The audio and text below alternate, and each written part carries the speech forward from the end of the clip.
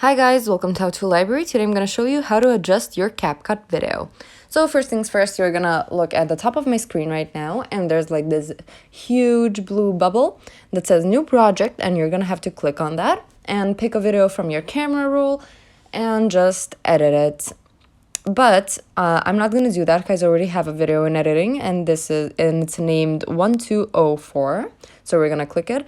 By the way, this is just a random video I found on TikTok, and we're going to be using this video today. So at the bottom of the screen, you can see we have a couple of icons. We have an edit, audio, text, stickers, overlay, effects, filter, format, canvas, and then adjust. So adjust is on the far right corner, and we're going to click on adjust. And you have filters and adjusts, and we're going to click on adjust again. And here you can adjust the brightness of your video, the contrast, the saturation, the exposure. We can sharpen it a bit.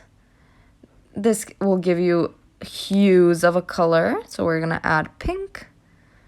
And then you have a lot of more options like grabs, highlight, shadow, temperature, hue, fade, grain, etc., etc. But we're going to leave it like this, and that's about it.